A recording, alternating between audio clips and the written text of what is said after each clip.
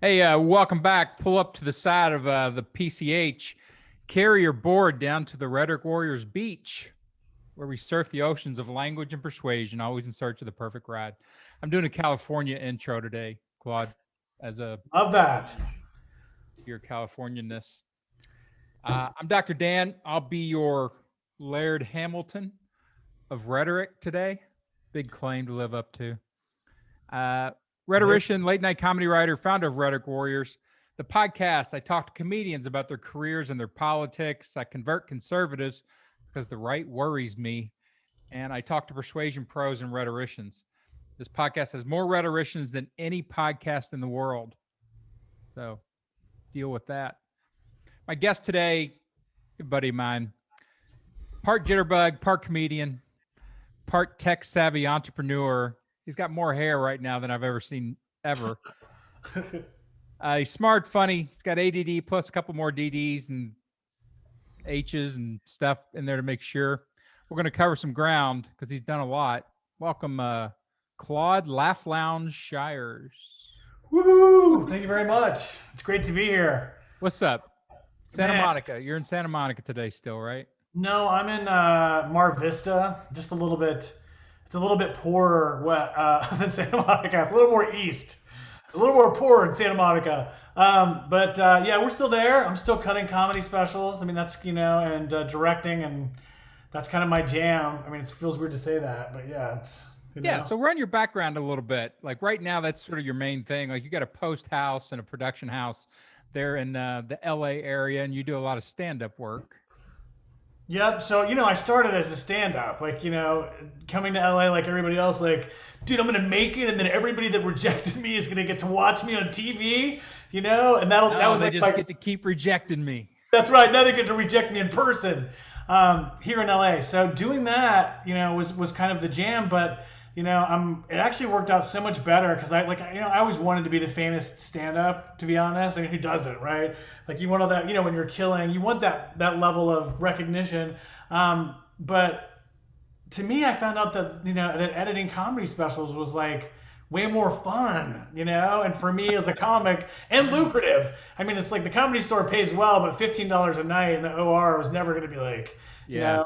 So Well, anyway, tell some of the specials that you've cut that people can go check out. so most recently I did Felipe Esparza's stand-up comedy special on Netflix, Malas Decisiones, in Spanish. So that was fun, trying to speak Spanish in front of Netflix. It's like, no, no, no, no! I swear I can speak this shit. It's like, but it was super fun. And then I did. I'm trying to think of most recently Jimmy Schubert's, and then before that a slew of, Joan Rivers, Andrew Dice Clay, Indestructible. We worked on Pete Holmes, Owen Benjamin, Al Madrigal, Kamel Nanjiani. These are all just ones that we've worked on through post, and Yeah, so you've done some people. You've done yeah, some comedy. yeah, and I'm still learning. I mean, it's like, I think the nice thing about being a comic and doing comedy specials is that the critical element for comedy is timing, right? Like it's like, so in post we get to fix all that shit. It's like, no man, this joke actually was second set number 2, but it's showing up in number 1 because the timing is just better. So I think having that level of control and not so much chaos that comedy actually provides, was just something that I needed, some more of that kind of, organized right brain or left brain shit, Yeah, and when I worked at Best End Sports, we cut a cold open every day. So we had some type of a sketch every day, and they had 4 producers, and only one of them was funny. The other one cut sports. And so if you got assigned a guy or a girl who was the producer who's going to help you put it all together, go in the edit bay with you, try to make decisions, they just killed it by Yeah. all the decisions that they made along the way. The props weren't funny, the location wasn't funny, the casting, all that stuff. But Yeah. there was one guy who was just great, and he was Yeah. making stuff better. So there you go, you're making people better. No, well, that's the thing. That's what you want to be. It's and I think that giving up and I guess are submitting to the fact that it was like, look, I'm not gonna be Daniel Tosh. I'm not gonna be. I'm not going to be, I'm not going to be Chris D'Elia for a couple different reasons, but I'm never going to be like those, I'm just not going to be at that level. And my goals kind of changed, as you know, like, wife, daughter, like, you got to build things, and you start becoming more responsible, which kind of hones your craft. So for So me, you know, getting go into all the way post. back. This go all the way back. Like I said, like you've had a pretty rangy life. Oh yeah, Like you yeah. Well, how started. far do you want to go back? Didn't you start in Florida? Aren't you born in Florida? Ugh, yeah, I'm always apologizing for that fucking state. Like, I'm from Florida. Sorry about that, by the way. Yeah, yeah. Yeah. So I grew up in Tampa, right? Well, I want to say I was kind of raised by wolves, but I can't be that generous to my family. You were So in Tampa? I thought your old man was in Gainesville. So no, they started in Gainesville, dude. This is kind of nuts. If you want to, like, so my mom and dad, according to my mom and dad met in the ER, right? She was an ER nurse. My dad was this, big slinging, doctor, nephrologist, former Marine, like doctor. It's funny. I try to put myself in his shoes now, and I see why he just slayed, So he was in there, and there was this guy who came in who had a heart attack. He'd been in a car accident, and he had an inflammation of the pericardial sac, right? So what they have to do is they have to take a big ass needle, like a Pulp Fiction style needle, and what they do is they go in and you got to know what you're doing, right? Yeah, you got to know what you're doing. I'm going to try this. This isn't something you want to try at home with a turkey baster, right? So my dad comes in, and my mom's a nurse, so she's doing what she can, but she's not a doctor, she's not ER, whatever. So my dad comes in, and the guy like goes unconscious or whatever, and they pull off his chest or whatever, and my dad just pulls out the fucking thing, stabs the dude, right? Like deflates the pericardial sac, his heart starts beating again, and he comes back alive, and it was like that was it, you know. My dad That's decided what to leave you his first man. wife and go to this, and go to my mom. So it was Watch like, me resurrect this guy. that's His right. online dating profile. Imagine what I could do for you. Yeah, exactly. So that was, their relationship, and that's like some drama in my family is that. So my mom's name is Patricia, and in my dad's first marriage, so I'm the youngest of 8 kids, but in my dad's Wow. first, it's crazy, right? There's 5 in my dad's first marriage, and then the youngest kid, his name is Patricia, right? My sister, right? Patricia, the youngest out of that first 5, and that's my mom's name. So I was like, is my dad pimp enough to be like, I'm cheat, I'm gonna go ahead and move on. And you know what? I'm gonna name my daughter after this chick. That's like the ultimate.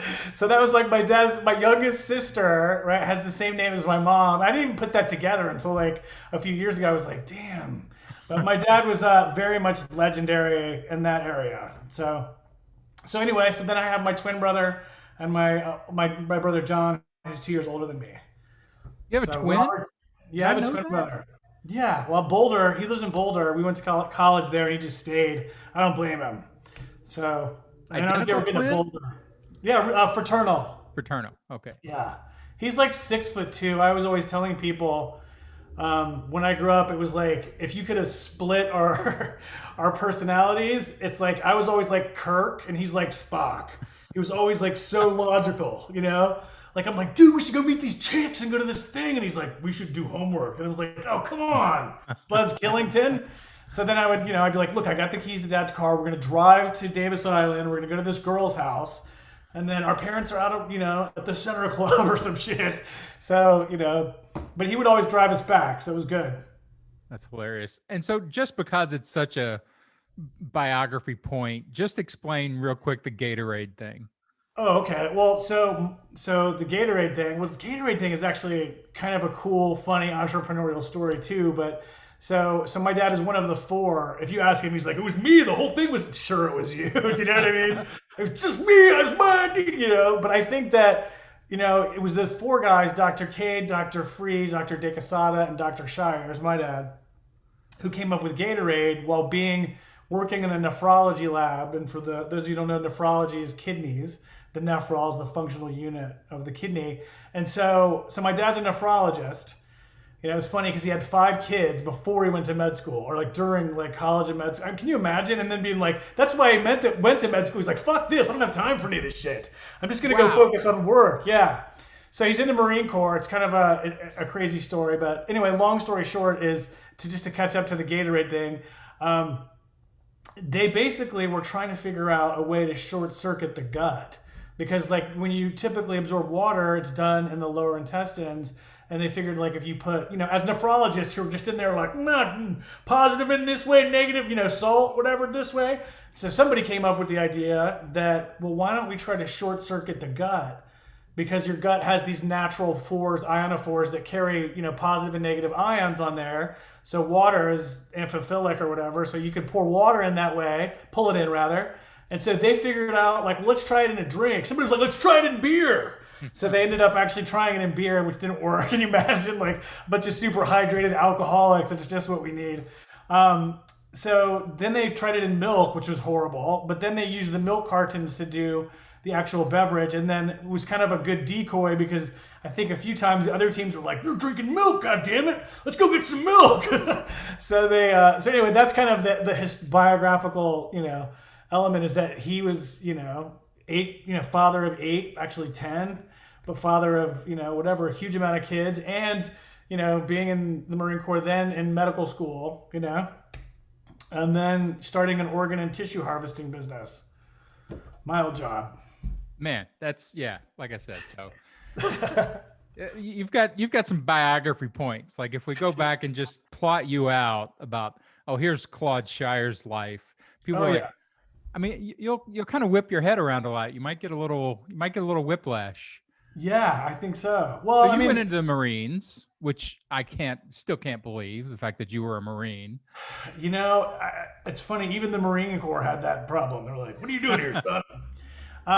So it was kind of an interesting, story about, I guess I was 17 and my parents were like, listen, we're going to take you to this facility because I was partying with my friends and I was probably out of control. I mean, 17 in Florida, that's what you're supposed to be out of control, That's how you become a parent in Florida at 17. So my mom dropped me off. They were like, hey, so we're going to take you to a place to get evaluation. Like my brother got sent to this rehab in Minnesota, Hazelden, right? And I got sent to this rehab my twin brother and I, they separated us by putting us in different rehabs. So they sent him to Minnesota, which was full. So he ended up going to Atlanta, and they sent me to this. Mine wasn't full because mine was a year long outdoor program, like straight, like one of those kind of places. And so I went from that. I literally turned 18 in treatment. I spent my entire, and then as soon as I got out of there, I basically went in the Marine Corps. I signed up to go in the Marine Corps, and it took me 9 months to get ready to go into the Marine Corps. It was like, and Danny Bevins does this great joke, which I feel like applies here. He's like, yeah. He goes, I got tired of I went in the military because I got tired of my parents trying to run my life, and the recruiter was like, sign here, dipshit, we'll run it for you. And love Danny. So is that literally your thought process? I mean, you went to the military just to sort of get away? Well, I think for me, I was just kind of like, that like I was so triggered at my dad. First off, like my parents dropped me off at this place. They're like, you're gonna be here for 2 weeks. I was here for a fucking year. Wow. You know what I mean? Yeah. So I had some resentments on that, and then I was like, take your, keep your fucking, your white middle class, stick it up your, take your life and stick it up your ass. My dad's like, you're not going to the Marine Corps. It's like reverse psychology, So I went in there and I had to lie my ass off to get in because I just was in fucking drug rehab for a year, right? So then I go into the Marine Corps.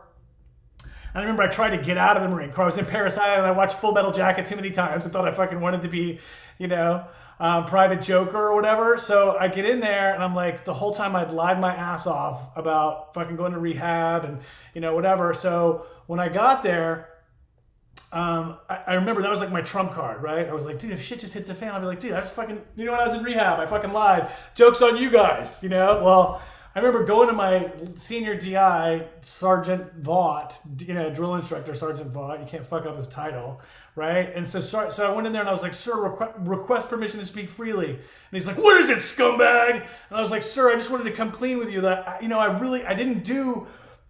sir, I'm a drug addict. You know what I mean? And I was like, and I was in rehab and I lied about it during the interview and he's just sitting there the whole time just listening to me. Doesn't even faze him one fucking bit, And so I get to the end of my diatribe, like my confession, and he's just like, I don't give a shit about your drug problem, scumbag. He's like, now get back in line with all those other lying drug addict scumbags, So I just remember, I was like, oh fuck, I fucked up, bro. Like, now they're gonna fucking, and then the whole rest of the cycle, It was like, too bad there's not some goddamn ganja up there.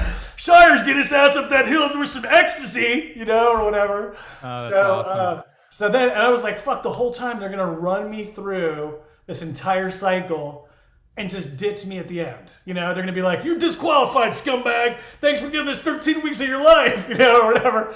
So, but they didn't do that. They were like, you made it and whatever. We don't give a fuck about your drug history. It's like, you're a Marine now. Get out there and fucking kick ass or whatever, right? So I was like energized by that. I was like, the first time it actually worked on me. And then from there, I was smart enough to be in the Reserve Marine Corps.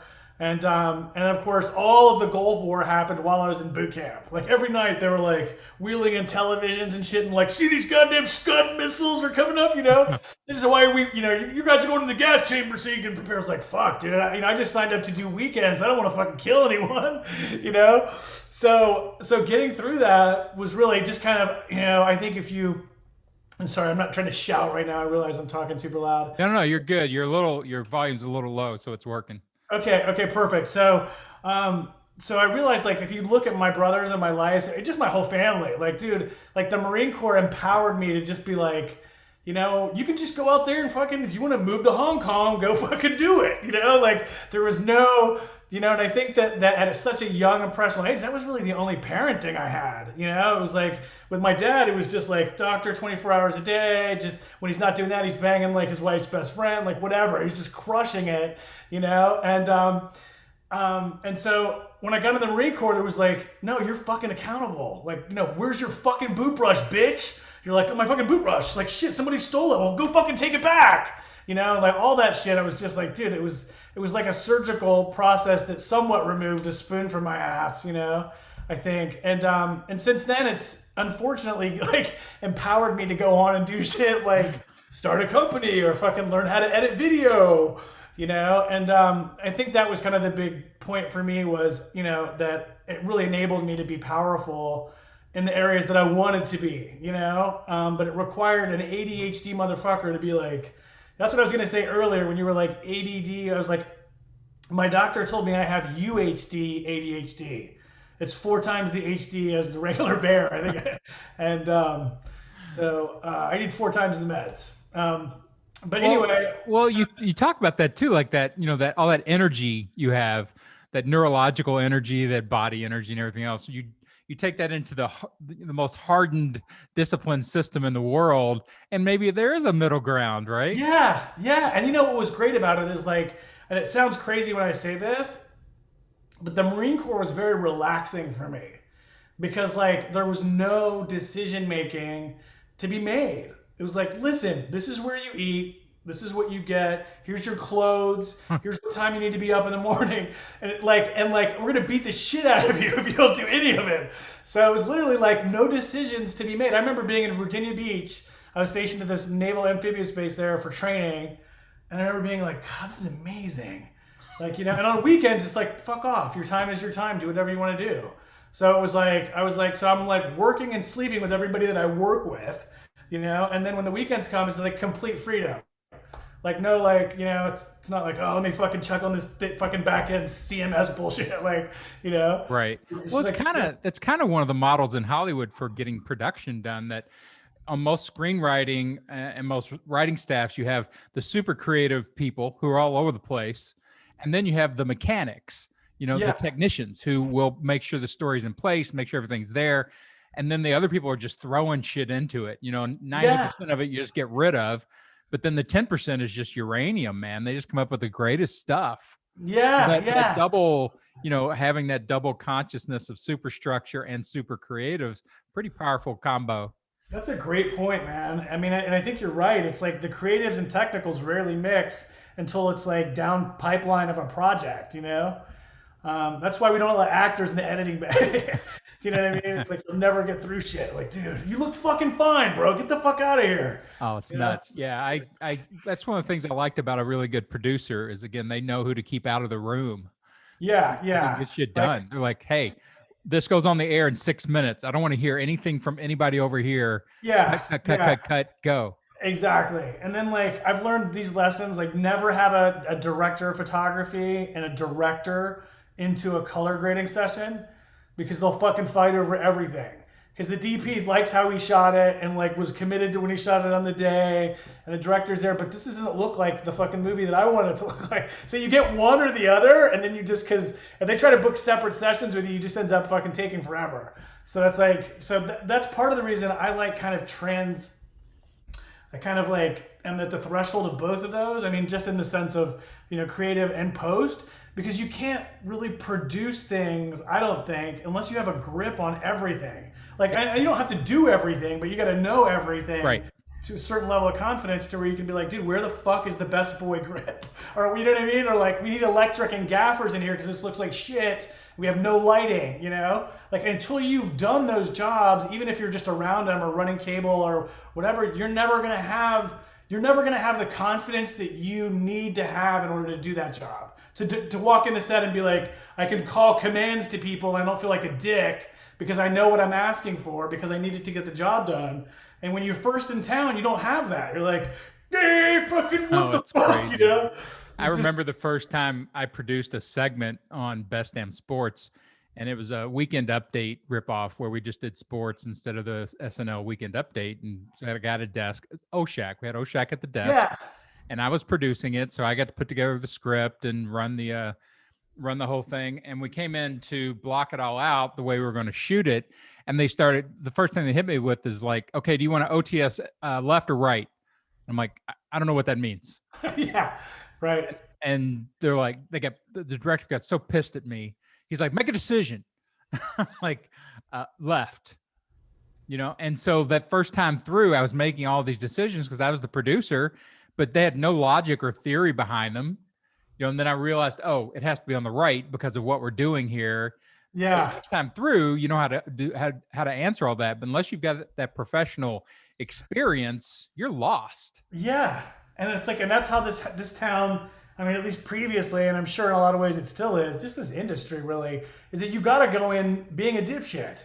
Just go in being a dipshit, not knowing anything, but just be open to learning. And that's why being a PA is such a great gig, is if you don't know fucking shit about production, be a PA for $150 a day, whatever, and then just keep your fucking mouth shut and watch. Yeah, that's the only way to learn the actual pico level crap that goes into all these things.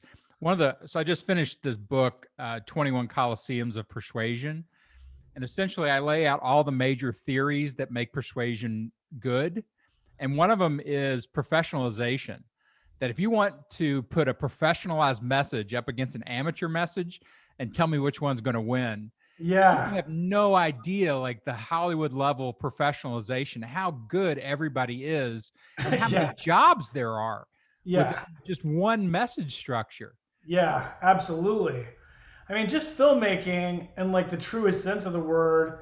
Like, I mean, not all the stuff that we do. It's all video cameras and it's cinematic and whatever. But like, I mean, dude, a fucking film is like 1,000 people working on it. You know what I mean? Like, if you just watch the end credits of some of these, and you're like, and they're all the best, like at their game. Like, you're not getting like a title sequence from Game of Thrones from somebody that doesn't know what the fuck they're doing. Right. Do you know what I mean? It's like that level of like precision. It's like you're looking at 30 years worth of education and experience per person in that. Do you know what I mean? Just to get something like that just conceptualized. And then another, like to your point, a technical person to come in and be like, okay, the virtual camera is going to do this and whatever. So, and part of what I've kind of fallen in love with on that side is that, dude, it's forever changing. Like the cameras that we use now are such a high resolution that you can reframe them. And so it's like 3 different camera positions and one camera angle. I can do a head to toe and a waist up and a close up. One camera, I mean, it's just nuts. Insane. So, all right. So I'm going to move you back again, and then we're going to, I know where I want to go in this. So sure. Your other weird job that you've had, tissue harvester, which I think when we first met, that's what you were doing. Yes. Talk about that a little bit. So part of, one of these things that I kind of pride myself on is that not being squeamish, right? With shit, because that's, I don't know, because I was when I got out of the Marine Corps, I went to college in San Diego, and I went to Cal State University San Marcos. That's where I ultimately graduated from. Started University of Colorado, ended there. But I actually went back to biology. I was like, this is cool, So I got into molecular cellular developmental biology, just basically like, microbiology, cellular biology, all the shit in the cell. And fell in love with that again, right? And so that's why editing is kind of like digital biology. That's Sure. kind of how I look Yeah. at it. But I fell in love with biology, and so, but I also wanted to make some money. So I was doing stand up, and again, we're not making any money stand up. I'm like a 3-year paid regular. You know, I've been doing stand up like 3 or 4 years, and so, so I want to work on my stand up, but I got to make some money, right? So there's good comedy clubs in Tampa. There's good comedy clubs in Atlanta, right? So I go, okay, well, here's what I'm going to do. Like, I can't not work. And plus, you can't pay for an apartment in LA, be on the road 3 weeks a month, and you come home and you're like, what the fuck am I even doing here? I can't audition for a week and then go out and not get a call back or whatever. I won't be here. So I was like, well, listen, I can get this job as an organ and tissue harvester, right? And you basically, had my biology degree, right? At this point, I was actually had my biology degree, and I had my EMT. So I had my EMT certification. So I was like, they were like, that's all you need to have is like a bio degree and an appreciation for sterility. And then you can basically go work as an organ and tissue harvester, where you cut out the bones and tissues of dead people, like right after they're dead.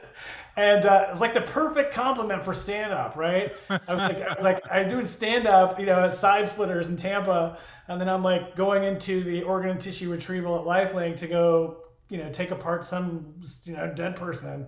It's like, hey, I think I made this guy laugh earlier tonight. Dude, we were joking about that all the time. My brothers and I just wrote this screenplay that we're like, we can't come up with a name yet. We're still debating it. But basically doing that and then going, I was like, I don't know which audience is worse. Like, which audience is more dead? And then it just started kind of creeping into my dreams, where I'd be like, I go to the comedy club, I go to the Punchline, right, in Atlanta.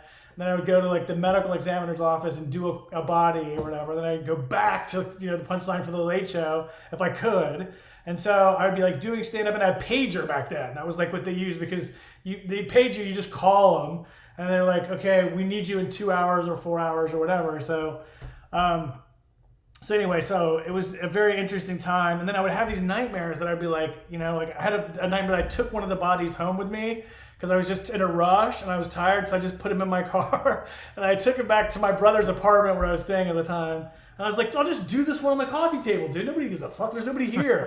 And that the dog had actually eaten the foot off of one of them. And I was like, no way, dude.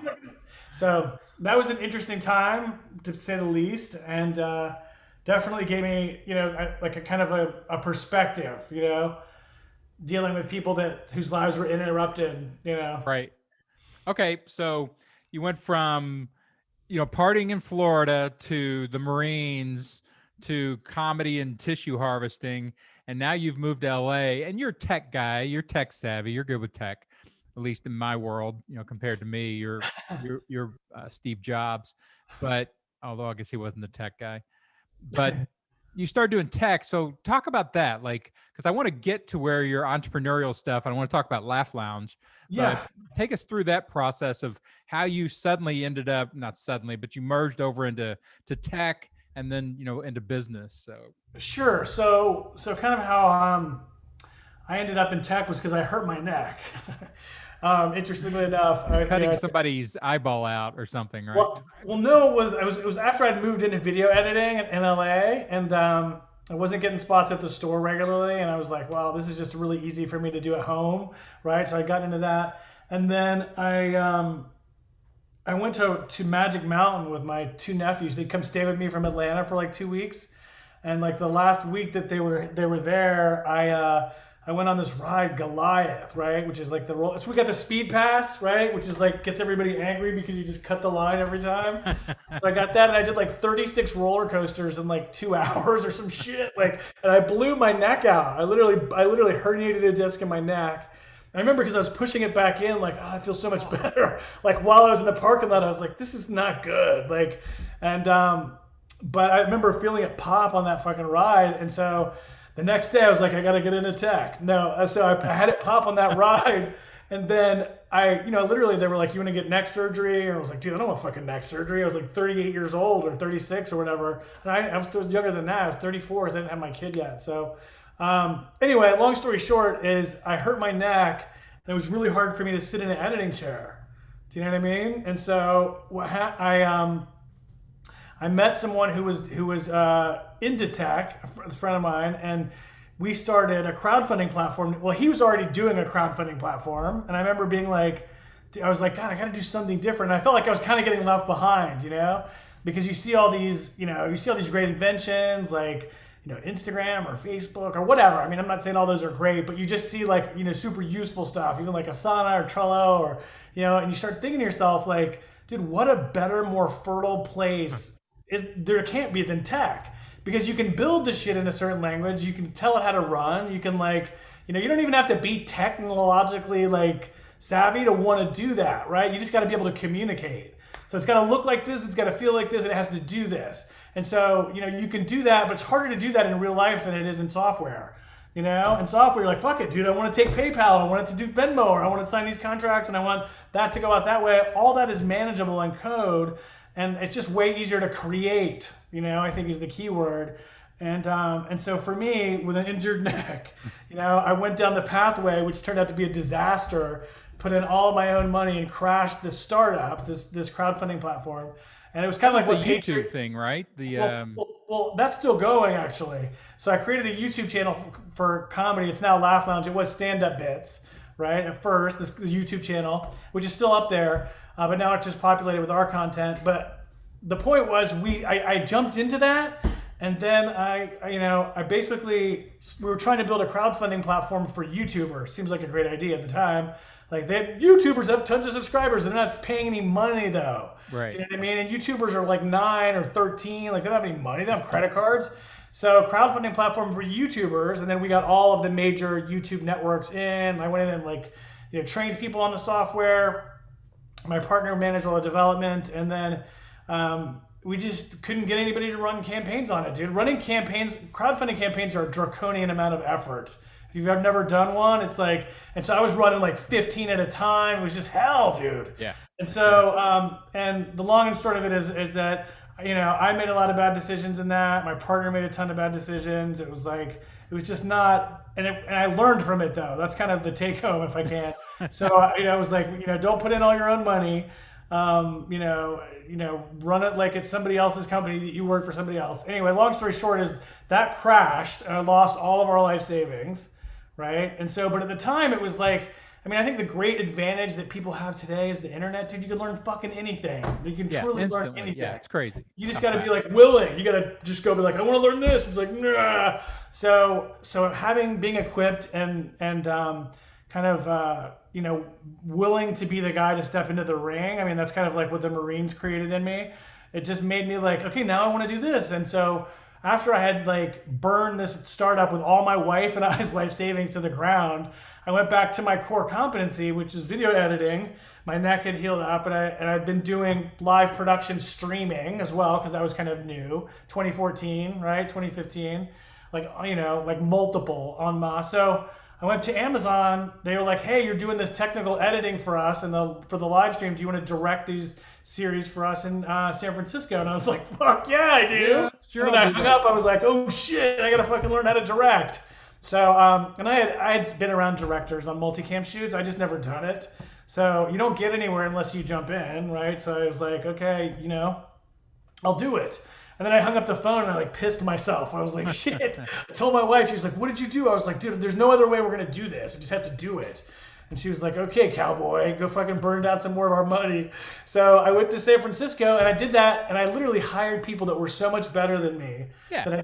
That's the nice thing about this kind of production. Yeah. You surround yourself with a lot of people that can make you look good. You know what I mean? And that's part of the game, right? Be a great talent scout. Don't be a dick. Be generous. Be nice to everybody.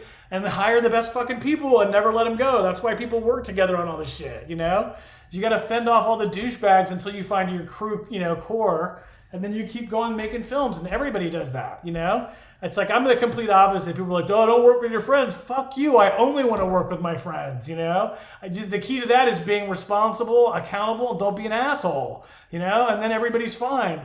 So, By the way, like becoming CEO was like the hardest thing because I'm such a people pleaser. It's not until you have to fire like 20 people that you become like Norm in that episode of Cheers where he's like, firing everybody who doesn't care anymore. He's like, fuck you, you're out of here. So, but I digress. So long story short is crowdfunding platform crashed, YouTube channel success, right? Didn't really make any money, but learned how to do it. And then parlayed that into when I was working for Amazon, and I was directing, live streaming, and I knew all the comedians I was directing, right? So it was like, well, fuck, dude, we should just start our own platform, and that's what Laugh Lounge is. So basically, and again, you can draw a pathway. Speaking of Steve Jobs, he's got this quote that I love. He goes, "You can never connect the dots looking forward.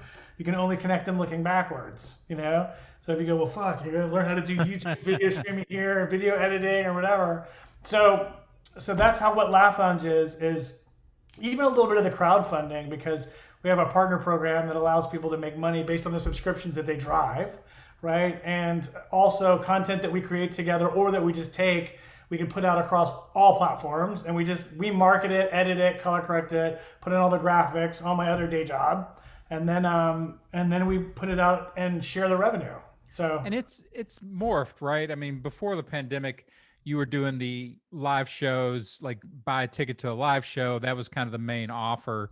Has it yeah, now morphed into like you're more warehousing great comedy that people I can think it's find, or well, I what's think the main offer? Well, I think with it opening back up, like what I'm really looking forward to is just having our network of live shows from all over the country, and then having that feed into the app and the website so that you can buy a live show. Because before COVID even hit, I was we were doing that because I've been convinced for a long time that there's just a contingent of people that want a live comedy experience, and they just can't get to one because they live in fucking Des Moines or Right. wherever, or you live wherever there's no club, and I don't think that just applies here. Like we're trying to apply that to the whole world, like let's get some comics from Uzbekistan, or let's get some comics, from Bollywood. There's good comedy there. There's two clubs in Hong Kong. There's an American club and an English club there, or a British club, So I think that like ultimately what we want to be is a place and a home for stand-up comedy that benefits the artist more than anything else. That's my goal, right? I mean, dude, I want to make $1 billion, of course. I mean, we all want to make money, but I'm trying to figure out a way that we can make money together and build that into the model. So Well, and it's I like, think that's one of the reasons why I've always liked it is that if you take care of the artists, the comedians, give them a good venue, you give them a way to make money, you don't take advantage of them, you're not an asshole to work for, they're going to bring you good content. They're going yeah, to do the work. And the only thing that the audience cares about is whether somebody has done the work to bring a good show together. yes, They could care exactly. less about where it is, anything else. I mean, it's a nice marketing hook, but really it's about do they bring the power, you know? Like I watch Yeah, Dry Bar Comedy and those guys, I think have done an interesting thing with a lot of road comics and sort of harvesting from that kind of population. But they don't pay them a ton, but they pay them some, but it has to be clean. And guys are all burning their B level and C level material. Not that it's not good because they're pro comics, yeah. but it's still not their A game. Well, And that's where we come in, right? And I actually talked to Dry Bar because look, I'd love to partner with them, like so we're, I'm a collaborator I'm a collaborator first, a competitor last, So, but yeah, I think that good comedy is everywhere. It really is. You know what I mean? There's good writers everywhere. There's people that are just starting out, and I think what we're hoping to do is also break some great comics because we're only doing short sets anyway. I'm not putting up a headliner set. Like we just don't have that kind of time. So we're putting up shows that are like 4 comics, 5 comics, 10-minute sets, stuff like that because I mean, you and I both know tons of comedians. I'm like, dude, that fucking bit that you have about whatever yep, kills, but you yeah, don't have 40 minutes. You know what I mean? right. I mean, there was a comic, God rest his soul, Tom Lloyd. I don't know if you ever met Tom Lloyd. I don't think He was so. in super funny. It seemed like he was always old, like he was just, when I first met him, he would come there he looks like somebody that would sell you insurance, but he's like 57 years old, and then he would just come to the comedy store in regular clothes, regular clothes, regular clothes, a dress.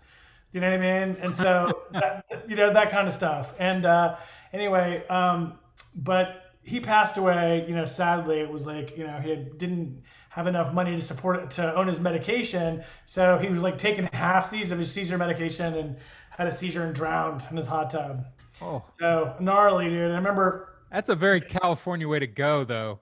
Yeah, totally. And the point I was gonna make is that like about comics that never had 40 minutes. He never had 40 minutes, but he always wanted to headline. So Dangerous Dick, the DJ from San Diego, who's also a comic in our little group there at the La Jolla store, he put together 40 minutes of this guy's material from his fucking comic tapes, and then we played it at his comedy store for his wake. So we got to watch him do 40 minutes of totally disjointed, like, 8mm, high 8, digital 8, HD standard def video of him. Well, I've always wanted something in the world that does that sort of dual offer of capturing what the comedians get to experience, which is the community behind it and all the crazy fragments and all the characters and all the stories and the clips and things that never really make it to stage. And then capturing the top 10% of what makes it to stage.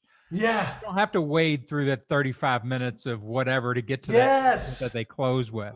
Yeah. If you could mix those where let the audience understands, like the wake for Brody Stevens, and all the people getting up and talking about him and doing comedy about it, and nobody knows Brody Stevens. Yeah. Everybody in the community is like, oh my God, this guy's so unique. Yeah.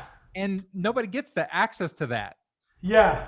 So those dual offers, I think, is interesting. This Laugh Lounge and what I've always been interested in it, and I think you understand all that because you've been in the community for so long. And I think those are great points, and it's like this is a warehouse for history and comedy and for discovery. I think because they kill it when it goes into the media, like.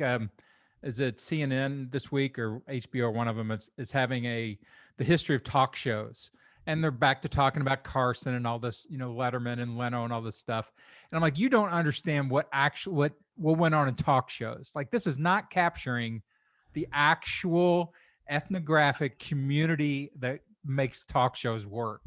Like, you need to talk to the crazy assholes in the writer's room and really understand this stuff, but they never do in the big media. They never really capture the core of it. That should be your show, Dan, writer's room, and you just show all that shit. I pitched that for a little while, and right before I left Hollywood full time was because all the great comedy occurs in the writer's room, and it never gets to air because it's way too horrific and anti. Yeah, exactly. You're like, next. That's I was back before COVID. I would go see Bill Maher taping all the time with Oshak and Danny Vermont, and you just see them like literally it's fucking right before air, and they're like, all right guys, let's get new rules started, or whatever, or let's get the for the pre and post show, but it's like, dude, it's like they're playing the music, and they're like, quick guys, come on. Let's go. New rules. Yeah, but that's because they've done all the work already. They're just cobbling it together. Yes, but I mean, for me, I was like, oh shit, dude, my homework's due. Like, what the hell, It's super fun when you get in that kind of engine. You have those kind of pros working on things, and they're giving you 90% again that you don't use, but there's so much material, and it's so good that you could make 10 shows each week. Yeah. And they wouldn't all be at A level, but I mean, these guys crank stuff. I mean, that's what I always really enjoyed about writing on staffs. Well, and that's the talent, really, right? It's like I think it's perfect transition for stand-up to writers and that stuff because you're always trying to come up with it. But yeah, what a lucky job, dude. By the way, like I was thinking about that. I watch Bill Maher all the time, and I know how many writers they have, and it's just like they're spoiled, dude. You're just like, dude, like. He's doing his monologue. He's like, yeah, that one, this one, we'll do that. Yeah. And it's once a week. So how hard is it? Yeah, exactly. Put that out. Exactly.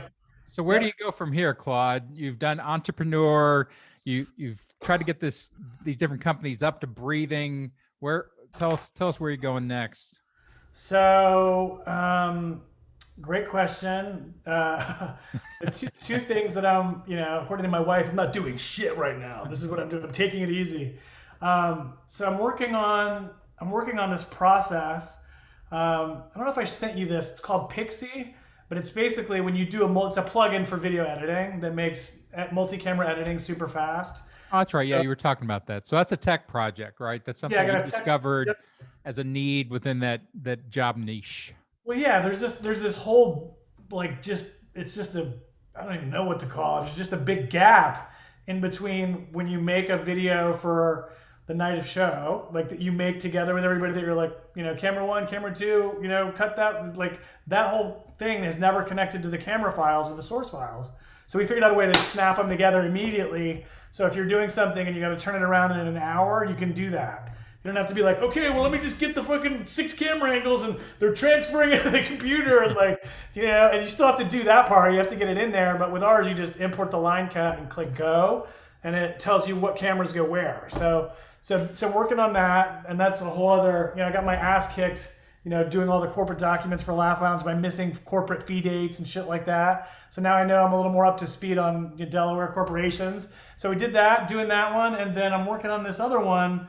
That was called Dance Party, but the names are that name is no longer available, even though we own Dance Party Inc. The Dance Party USA still has the trademark, so we may end up being into a different name. But it's an app that lets you create and share music videos with your friends that onto the same audio track. So it's kind of what TikTok is doing, but it's a little more kind of for adults. It's like easy for an adult to use. So, but anyway, so working on those things and, just trying to be a dad. My daughter just got diagnosed with ADHD. So I was like, welcome to the family. So I'm sharing her medication. So, and that's pretty much, that's it, man. What I really want to do is stop working so goddamn much because it's like my daughter's 8, and I'm like trying to hang out with her as much as I can.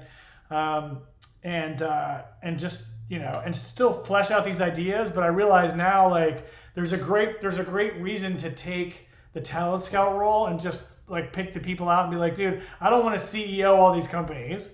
I don't want to run all these companies. I want to build them. But that's the other thing, dude, is that learning the corporate structure and navigating like venture capitalists and like doing all that shit is like, dude, I'm a fucking stand-up, dude. Like, you wanted me to tell you like how to define a 10% convertible note with a 20% discount and a $3 million cap. Like, what the fuck are you talking about, But you have to go learn that, And it's it's interesting because I've worked in business here in Austin for the last 5 to 7 years, and a lot of startups, a lot of entrepreneurs, a lot of tech people, and I've learned to see the difference in like people who kind of have their chops. Yeah. And the people are just dancing really fast in front of you. Yes, exactly. And I was that guy too. I've been that dancing guy. Well, and there's a time and place for it. Like you said, when you're learning and when you're trying to get something on its feet, you don't have any help, you don't really have money, then you got to dance. You got to have a good dance, and that can do a lot for you. But at the end of the day, like you said, when you're filing for your Delaware and all, you have to have your act together. Like you can't just dance around for the court. Yeah, you can't there's reasons that there's corporate law and all that shit. And then like the other thing is that each lesson to take it to heart and go back. Don't like fucking take your ball and go home. Like, dude, I had my ass handed to me before Laugh Lounge was even a thing. It was still like on a napkin. I took it to JFL, right? So it was like, oh, just for laughs, it'd be perfect. They loved this. Well, they did love it, but I didn't have my financial model buttoned up like fucking at all. And I was like, dude, idea streaming service. Everybody likes it, And so it's like, they want to see your projections, and they want to see like, they got that I could produce and direct and create content. I was like, I'm going to do a tech platform for stand-up. And they're like, sure you are. And then I sent them I sat down and pitched them. Dude, I'll never forget this, in the bottom of the Roosevelt, and I had my CTO with me, and I went and pitched the financial model, and like, dude, Bruce Hill's like handed me my ass in front of everybody. He was like, hey, this is, you're crazy. These numbers are bullshit. Like, and I was like, okay, I'll get back to you, and it was like, but he handed me my ass and I took it. I took my beating because he was right? And I was stupid to present somebody else's model that I didn't understand fully in front of a group of people that were going to ask the hard questions. And it was the reason my partner decided he didn't want to go because he didn't want to be that guy. Right. So I was Well, just fucking give it to me and I'll do it, And Marine Corps shit getting me into trouble again. Anyway, so he I think you just wrote the title of your biography or your headstone. Just give it to me, I'll do it. exactly. That's your orientation. I've seen you do that with so many things. And dude, you work harder, and like the ADD is one thing, but you've got energy to fucking bring to things. At least you don't just talk about them. You get in there and you'll actually move the gears and do the work. So that's always I always admired that about you. Well, thanks, man. At that time, it ended up with I never had pit stains on the outside of my suit jacket, but I did that time. I remember leaving fuck, dude. But then I went back, revised it, and then I presented it, and they bought it. The idea. They didn't give us any cash, but they were like, "This is amazing. We'll give you content licensing deal." So there you go. So it was I got my ass kicked. I went back to the same people, owned it, admitted that I was a drug addict. I'm kidding. But I admitted that I was I was at fault. I shouldn't have done that. Yeah, I'm Claude, and I'm a serial entrepreneur. And I was Hi, Claude. Yeah. They were like, "This motherfucker is back here." They're like, "We must get him to go away. Give him a deal." So anyway, so then now it's just the kind of the silver lining is the bruises and the beatings that you take just equip you to go that much farther down the road. But it's kind of you can't avoid them. You have to just be willing to take the beating. If you don't want to take the beating, then be good at doing homework. Before you get there. But otherwise, you got to follow some trajectory, or because you apply your own, it's you'll lose your ass. Well, especially the worlds that you've chosen to work in. Hollywood will whip your ass. Yeah. Entrepreneurism will whip your ass. Tech, is competitive and will whip your ass. So you're getting whipped by 3 different masters. So you guys got to leave a little something for my wife. Exactly. That was my Felipe Esparza impression. That's great. Well, cool, man. It's super fun. I knew it would be. Always fun to hear what Claude's doing and all the energy in it. Pitch your stuff. Tell people where they can find Laugh Lounge, yada, yada. Yeah, well, check us out, laughlounge.com. I'm huge on LinkedIn. No, I'm kidding. Laughlounge.com. You can download the Laugh Lounge app in the Google Play Store, the Apple, the App Store, I guess, for mobile. And come join the party. We're ever evolving, and we're really looking forward to just, filling the calendar with live shows this year. And it's I get to do my dream job. I get to hang out with all my comedy friends, and and then bring the world great comedy, and then it's it's like a win-win. So. Yeah, and you solve this, and you'll be a hero with the comedians too. So there you go. You're loved. Suddenly you're loved worldwide. Exactly. Finally. Cool. Well, thanks, man. I appreciate it. This has been the Rhetoric Warriors podcast. Come back and see us soon. Get out there, persuade some people. They need it.